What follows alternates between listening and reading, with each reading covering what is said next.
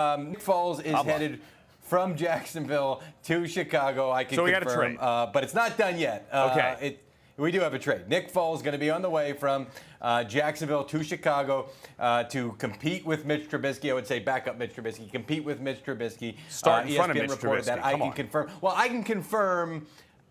can confirm that it is going to happen. It is not completed yet. They're still working through some things. There might be some contract alterations as part of this one here. I'm getting a call back. Cut my mic, please. I'm going to find out more right now. Okay, well, let me just continue to talk here. You would have to consider, and you would have to think, that with the massive contract given last year by the Jaguars to Nick Foles to get him from Philadelphia, and then obviously he got hurt in September, the Gardner Minshew thing happened, that unless the Jaguars are eating a lot of money here, Tom, if you're the Bears and you're going to pay Nick Foles 8 figures, he's starting. He's due over $15 million on his current contract, but let's also not discount the possibility here that Foles has potentially agreed to some kind of an adjustment here. Those discussions absolutely were happening during the course of this process. From the Jaguars' standpoint, they really were not motivated to move Nick Foles. If this had worked out and they had ended up with him competing with Gardner Minshew, they would have been okay with that. But obviously, the Bears stepped up to the table with enough here that they take on Nick Foles, have him come in behind Mitch Trubisky for now. It'll be interesting to see when they are allowed to address this publicly, which will not happen until both players have passed physicals and the trade is complete. Are they saying that this would be a competition with Foles? Does Foles come in as the backup to Mitch Trubisky? Publicly, Ryan Pace, Matt Nagy and company have been very supportive of Mitch Trubisky, but you have a Super Bowl winning quarterback, a guy who has played at his best in some of the biggest games now, and Nick Foles coming in. Things did not go his way in Jacksonville, breaking the collarbone in week 1, cost him most of the season. Minshew takes over. Can he recapture that? Can he put some heat on? Can he bring the Bears something that they may have been missing? And from the Jaguars' standpoint, we know what they've been doing here. They've been clearing cap space. They've obviously done some big deals in free agency, including signing linebacker Joe Schobert to a big deal, but they offloaded Calais Campbell. Now they are offloading Nick Foles. Are they done? Maybe not. Remember, Tom Coughlin is not there anymore. You have a different power structure in that organization, different people fully calling the shots from general manager Dave Caldwell on down.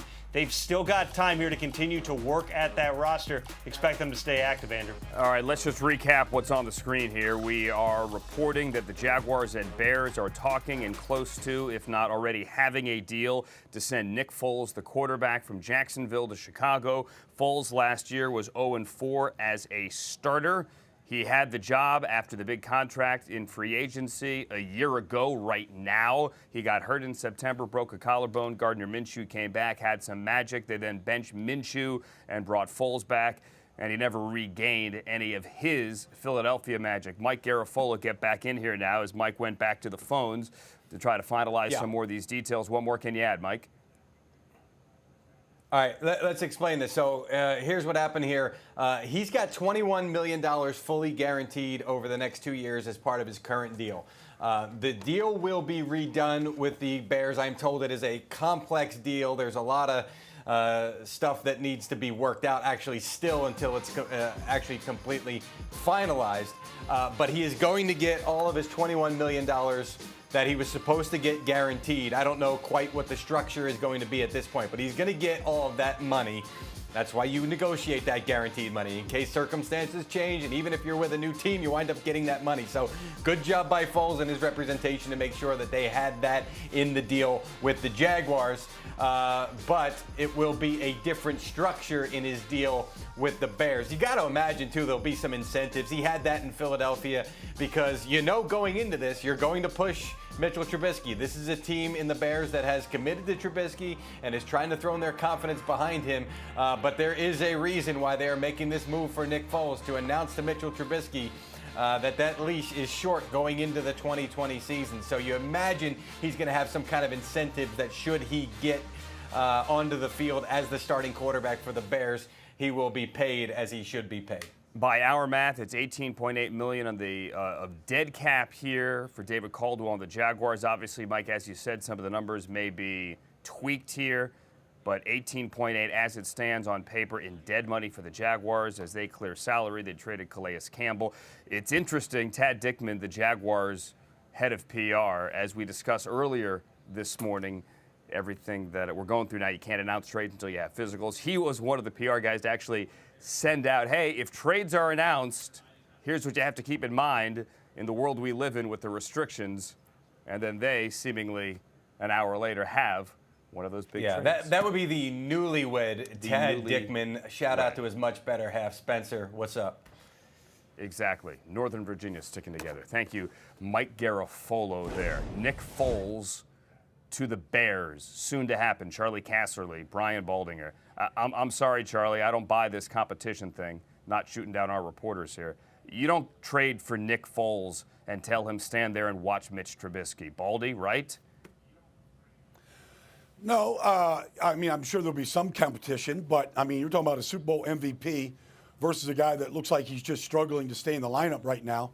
Look, I mean, I think Ryan Pace and Matt Nagy, the last time they saw Nick Foles in Chicago, he was beating them in a playoff game in January. And so that kind of gave and was part of the reason why Jacksonville gave Nick Foles a big contract. I can't believe they're cutting their losses already, and that Gardner Minshew, in essence, has beaten them out. But I think if you give Nick Foles the defense that the Bears have and, you know, a creative mind of Matt Nagy, that Nick Foles will welcome that over a crumbling organization or structure right now that it looks like they have in Jacksonville. I think he'll welcome this trade and welcome any competition in Chicago at this point. I think there's no guarantee Foles was going to start in Jacksonville this year. So let's take it from that angle right there. Now, in Chicago, Trubisky, hey, he's struggled. Game plan, keep him in the pocket. Don't let him run.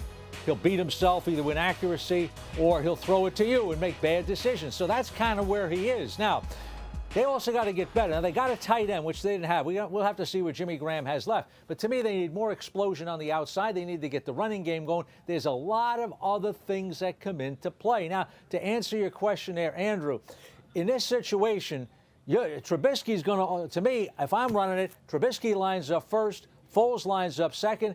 Man, let's go play the game and see who our best player is. And that's what you want. Play your best player and win the game. I know that sounds stupid, but that's kind of what you're going to do. Right now, Trubisky is not playing well. We know that. But Nick Foles didn't play that well last year. And he has never played well over a long period of time when he's given it. So, to me, it's competition. Best man wins. Let's hope they get better at quarterback, but they got to get better around him.